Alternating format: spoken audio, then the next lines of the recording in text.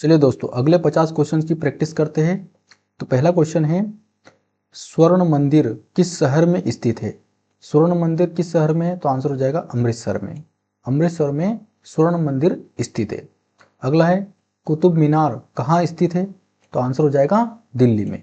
कुतुब मीनार कहाँ पर स्थित है? दिल्ली में है। अगला देखिए, चार मीनार कहाँ स्थित है? तो आंसर हो जाएगा हैदराबाद में। दोस्तों, इससे पहले हमने 50 क्वेश्चंस की वीडियो आपके लिए बना दी है ना। तो आपने अगर उस वीडियो को नहीं देखा है तो इस वीडियो के डिस्क्रिप्शन में उसका लिंक है, इस वीडियो को जरूर देखना है, क्योंकि हम ऐसे बहुत सारे क्वेश्चंस करने वाले हैं। ये अभी दूसरी वीडियो है, इससे पहले 50 क्वेश्चन हमने बता दिए। चलिए अगला क्वेश्चन देखिए, आज़ाद हिंद फौज की स्थापना कहाँ पर की गई थी? आज़ाद हिंद फौज की स्थापना कहाँ पर की गई थी? तो आंसर हो जाएगा सिंगापुर में, है ना। सिंगापुर में ही आज़ाद हिंद फौज की स्थापना की गई थी। अगला है, खेल दिवस कब मनाया जाता है? खेल दिवस कब मनाया जाता है? तो आंसर हो जाएगा 29 अगस्त को। 29 अगस्त को खेल दिवस मनाया जाता है। ठीक है। अगला देखिए, किसके जन्म दिवस को खेल दिवस के रूप में मनाया जाता है? किसके जन्म दिवस को खेल दिवस के रूप में मनाया जाता है? तो आंसर हो जाएगा मेजर ध्यानचंद। मेजर ध्यानचंद, इनके जन्म दिवस को ही खेल दिवस के रूप में मनाया जाता है। चलिए अगला क्वेश्चन है, विश्व पर्यावरण दिवस कब मनाया जाता है? तो आंसर हो जाएगा 5 जून को। 5 जून को हम क्या मनाते हैं? विश्व पर्यावरण दिवस मनाते हैं। अगला है, करो या मरो का नारा किसने दिया? करो या मरो का नारा किसने दिया? तो ये दिया महात्मा गांधी जी ने। किसने दिया? महात्मा गांधी जी ने। करो या मरो का नारा महात्मा गांधी जी ने दिया। अगला है, जय हिंद का नारा किसने दिया? जय हिंद का नारा दिया नेताजी सुभाष चंद्र बोस ने। किसने दिया? नेताजी सुभाष चंद्र बोस ने। तो नेताजी सुभाष चंद्र बोस ने जो है जय हिंद का नारा दिया, जबकि महात्मा गांधी जी ने करो या मरो का नारा दिया। अगला है, दिल्ली चलो, ये वाला नारा किसने दिया था? तो दिल्ली चलो ये वाला नारा भी नेताजी सुभाष चंद्र बोस ने दिया था। तो नेताजी सुभाष चंद्र बोस के द्वारा दो नारे दिए गए, एक तो जय हिंद, दूसरा दिल्ली चलो। दोनों इंपॉर्टेंट है और अक्सर एग्जाम में पूछे ही जाते हैं। इस वीडियो में जितने भी क्वेश्चंस लिए सारे इंपॉर्टेंट है ना, सारे प्रीवियस ईयर क्वेश्चन से जिनकी प्रैक्टिस आप कर रहे हैं, वो भी कम समय में। चलिए अगला क्वेश्चन देखिए, ओणम किस राज्य का प्रसिद्ध त्योहार है? तो ओणम जो है केरल राज्य का प्रसिद्ध त्योहार माना जाता है ना। ओणम जो है किस राज्य का प्रसिद्ध त्योहार है? तो केरल राज्य का। अगला देखिए, सबसे चमकीला ग्रह कौन सा है? सबसे चमकीला ग्रह, तो चमकीला ग्रह जो है वो होता है शुक्र। कौन सा है? शुक्र, जिसे इंग्लिश में हम वेनस कहते हैं, है ना। इंग्लिश में वेनस या विनस कहते हैं, है ना, ध्यान रखना है इसको, क्योंकि कभी कभी ऑप्शन इंग्लिश में दे देता और आप कंफ्यूज हो जाते हैं कि सबसे चमकीला ग्रह शुक्र है लेकिन ऑप्शन में नहीं है ना। तो कंफ्यूज नहीं होना है, इंग्लिश वर्ड भी याद रखना है। अगला क्वेश्चन है, भारत का राष्ट्रीय पशु कौन सा है? भारत का राष्ट्रीय पशु कौन सा है? तो आंसर हो जाएगा बाघ। बाघ जो है भारत का राष्ट्रीय पशु माना जाता है। अगला देखिए, भारत का राष्ट्रीय पक्षी कौन सा है? तो भारत का राष्ट्रीय पक्षी जो है मोर है ना। मोर आप सबने देखा होगा, है ना, बरसात में ये अक्सर बाहर निकलते हैं और अपने पंख फैलाते हैं।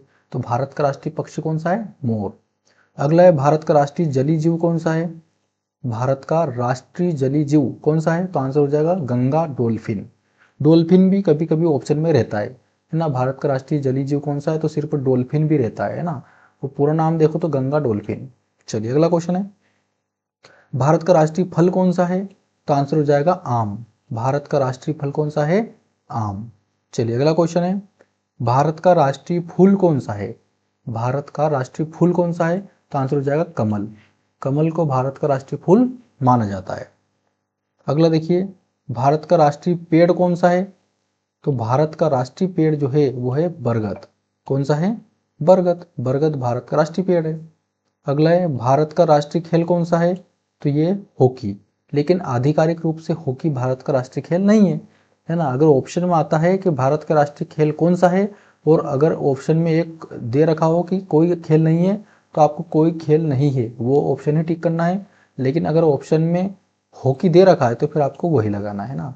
लेकिन वैसे तो आधिकारिक रूप से कोई राष्ट्रीय खेल अभी तक घोषित नहीं हुआ है। चलिए अगला क्वेश्चन है, भारत के राष्ट्रीय झंडे की लंबाई और चौड़ाई में अनुपात कितना है? तो आंसर हो जाएगा 3:2, 3:2, है ना। 3:2 का अनुपात है किसमें, राष्ट्रीय झंडे की लंबाई और चौड़ाई में। चलिए अगला क्वेश्चन है, मछली किसकी सहायता से सांस लेती है।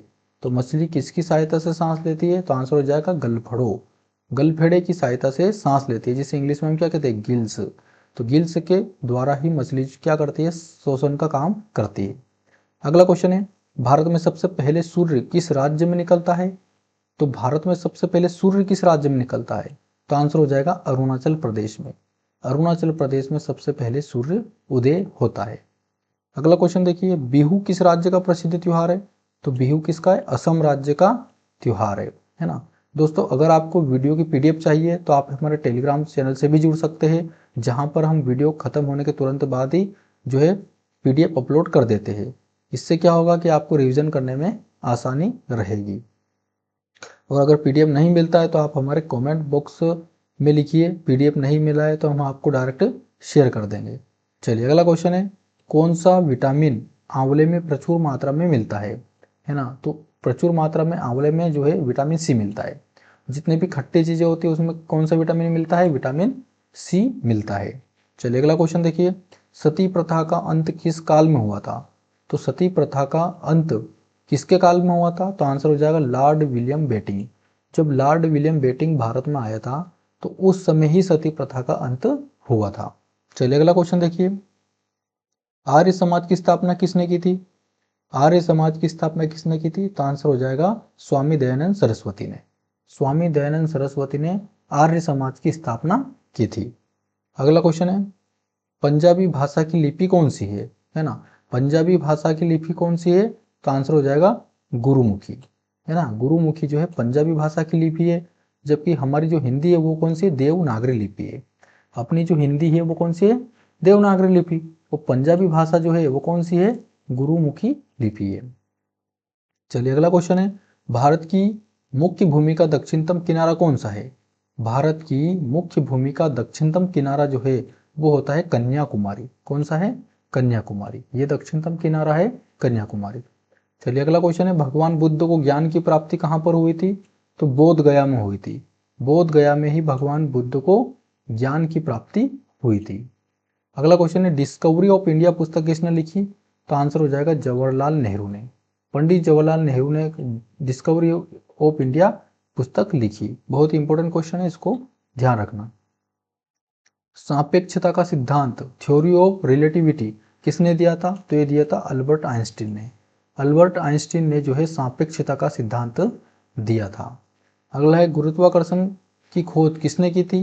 गुरुत्वाकर्षण की खोज किसने की थी, तो आंसर हो जाएगा आइजैक न्यूटन ने। आइजैक न्यूटन या फिर न्यूटन ने गुरुत्वाकर्षण की खोज की थी।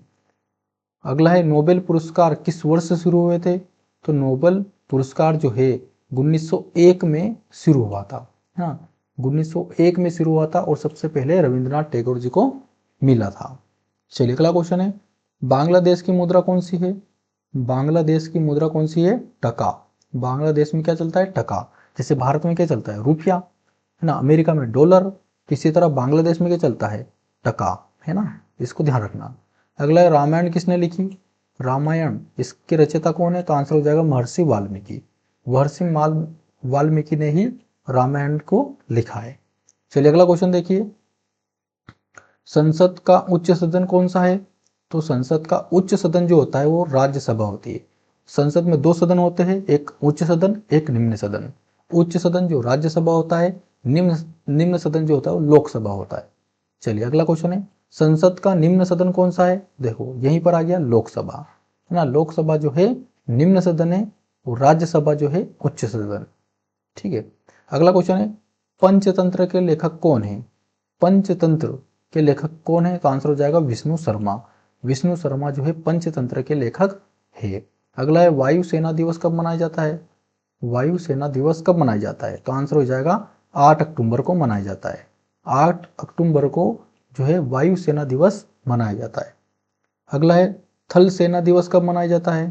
तो थल सेना दिवस 15 जनवरी को मनाया जाता है। 15 जनवरी को थल सेना दिवस और 8 अक्टूबर को वायुसेना दिवस। इसी तरह नौसेना दिवस मनाया जाता है, तो वो 4 दिसंबर को मनाया जाता है ना। ये तो साल का अंत होता है, उस समय ही नौसेना दिवस मनाया जाता है 4 दिसंबर को। ठीक है, तो तीनों में कंफ्यूज नहीं होना है। वायुसेना दिवस 8 अक्टूबर, थल सेना दिवस 15 जनवरी, नौसेना दिवस 4 दिसंबर। ठीक है, अगला क्वेश्चन है सौर मंडल का सबसे छोटा ग्रह कौन सा है? तो आंसर हो जाएगा बुध, यानी कि मरक्यूरी। बुध ग्रह जो है सौर मंडल का सबसे छोटा ग्रह है। तो सबसे बड़ा ग्रह कौन सा है? बृहस्पति। चमकीला शुक्र है। ठीक है, पृथ्वी के सबसे निकट ग्रह कौन सा है? तो पृथ्वी के निकट जो तारा जो है वो सूर्य है। चलिए अगला क्वेश्चन देखिए, हृदय की धड़कन को नियंत्रित करने के लिए कौन सा खनिज आवश्यक है ना? हृदय की धड़कन जो अधिक होती है उसको नियंत्रित करने के लिए किस खनिज की आवश्यकता होती है? तो आंसर हो जाएगा पोटेशियम। पोटेशियम तत्व की जरूरत होती है कब? जब हृदय की धड़कन तेज होने लगती है। चलिए अगला क्वेश्चन है, पेस मेकर का संबंध शरीर के किस अंग से है? तो ये है हृदय से, है ना। पेस मेकर का कार्य कौन करता है? हृदय करता है ना। हृदय पंप करता है, तभी जाकर हमारा ब्लड जो है पूरे शरीर में पहुंचता है। तो दोस्तों अगर वीडियो अच्छी लग रही है तो वीडियो को लाइक जरूर कर देना। चलिए अगला क्वेश्चन है, मानव शरीर की किस ग्रंथि को मास्टर ग्रंथि कहा जाता है? मानव शरीर की किस ग्रंथि को मास्टर ग्रंथि कहा जाता है? तो आंसर हो जाएगा पीयूष ग्रंथि को, है ना। इसको पिट्यूटरी ग्रंथि भी कहते हैं। पिट्यूटरी ग्रंथि किसे कहते हैं? पीयूष ग्रंथि को कहा जाता है। तो पीयूष ग्रंथि जो है मास्टर ग्रंथि कहा जाता है। चलिए अगला क्वेश्चन है, कार्बन का सर्वाधिक शुद्ध रूप कौन सा है? कार्बन का सर्वाधिक शुद्ध रूप, है ना, शुद्ध, तो ये है हीरा। हीरा कार्बन का शुद्ध रूप होता है। अगला है, एक्सरे का आविष्कार किसने किया था? ये हो जाएगा रोंटगन ने। रोंटगन ने जो है एक्सरे मशीन का आविष्कार किया था। चलिए अगला क्वेश्चन है, किस धातु का प्रयोग मानव द्वारा सबसे पहले किया गया था? है ना, मानव द्वारा सबसे पहले किस धातु का प्रयोग किया गया था? तो आंसर हो जाएगा तांबा, है ना। तांबे का यूज किया था मानव ने सबसे पहले। तांबे की कुल्हाड़ी बनाई थी, है ना। ये आदि मानव के उस दौर की बात हो गई है। चलिए अगला क्वेश्चन है, अंतरिक्ष यात्री को बाहरी आकाश कैसा दिखाई देता है? तो जो अंतरिक्ष यात्री होता है, जो अंतरिक्ष में जाता है, अगर वो आकाश को देखता है तो उसे कैसा दिखाई देता है? काला। लेकिन यहाँ से आकाश को, आसमान को देखते तो कैसा दिखाई देता है? नीला। लेकिन अंतरिक्ष में काला दिखाई देता है। अगला क्वेश्चन है, दूरबीन का आविष्कार किसने किया था? तो दूरबीन का आविष्कार किया था गैलीलियो ने किया था। गैलीलियो ने जो है दूरबीन का आविष्कार किया था, है ना।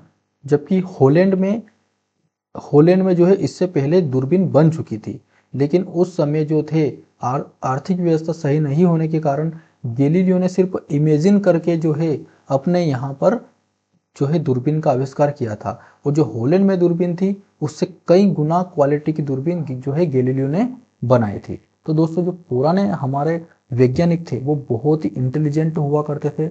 उनका जो है चैतन्य बहुत ज़्यादा जो है अच्छा हुआ करता था। जो कुछ भी सोचते थे वो उसको पॉसिबल कर लेते थे, है ना। तो हमारे लिए इतनी बड़ी बात नहीं है, हम भी कुछ कर सकते हैं। तो आप डेली जीके की प्रैक्टिस कीजिए, जिससे जब भी एग्जाम में आपको इस तरह के क्वेश्चन से दिखाई दे तो आप उनको आसानी से बना पाए, है ना। मिलते अगली वीडियो में, तब तक के लिए जय हिंद।